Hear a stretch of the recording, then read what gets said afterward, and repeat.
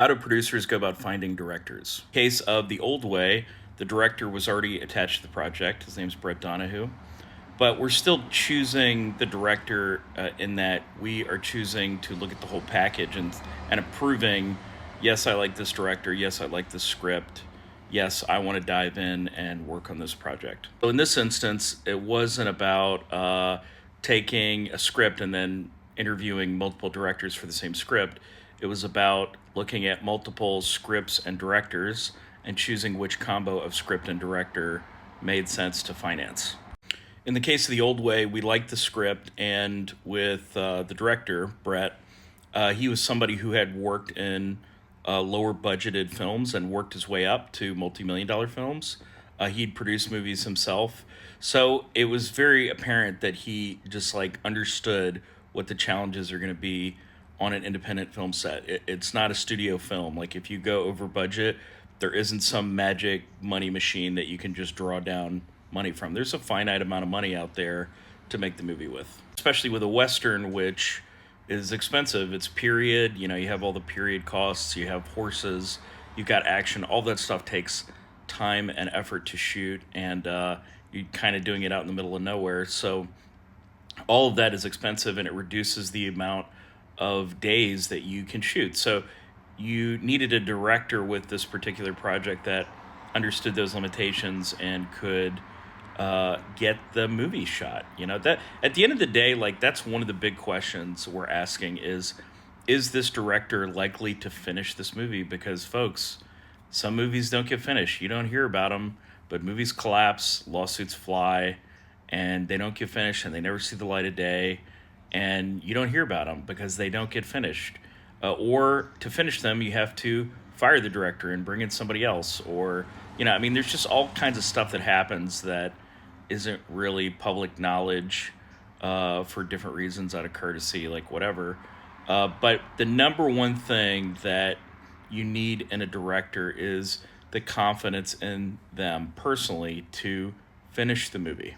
One of the big signs that they're going to be able to do this is they have some kind of background in the film industry. I like directors that have a post background and a little bit of production experience, but knowing what you have to do in the editing phase of making a movie, in the finishing phase, gives you an idea of where you need to land the plane. So I find directors with a post background are great because, you know, even if they don't have a ton of set experience, they understand what isn't necessary, what they don't need to shoot. They tend to be very conservative shooters rather than sitting there overshooting, you know, too many takes, wasting too much time. They know on set if they've got what they need for post.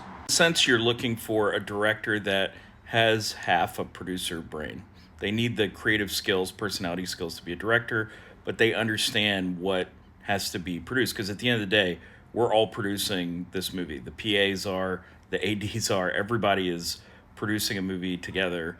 Like we're just, you know, I'm just one of the ones that gets producer as a title. The thing that is harder to find is a combination of that and a director that understands story on a deep level. Do not underestimate understanding story on a very deep level. This is, of course, a lot harder to find, and every director insists that they do. Very few directors are like, no, I'm more of a camera aesthetics guy, you know? They all claim to understand story and character, but I write things. I know when to call bullshit. I know when you don't know what you're talking about. That said, it is possible as a producer to marry a script that has, you know, the right things in it with a director who isn't a master of story, but is still learning and still understanding and working with them to bring about something that ends up being a good movie. That is possible too. But back to directors also being producers, the director needs to be able to bring something to the project to help get it made. So sometimes that is the screenplay, sometimes that is cast relationships. The ability to attach cast is of paramount importance. If I make you my director and you cannot help me get cast attached, then you are a detriment to the project. Your number one goal as a director is convincing cast to do the movie and communicating with cast on set. That's the number one goal of any director. So directors that have existing cast relationships, Huge help. If you've already worked with an A-lister and I go out to them for a movie that we want to do together, the chances of you getting that A-lister again are very high. You may even have a direct connection with them. You may even text them, etc. But at the lower levels, before you get there, in the sub, sub $2 million world, you at least need to be able to get on the phone with an actor and convince them to do the movie. Get them to do the movie.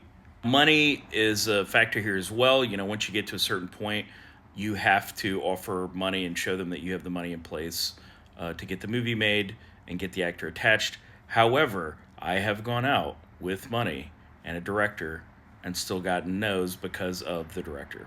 Done that multiple times, multiple directors. There's a lot more, but that's some of the broad strokes.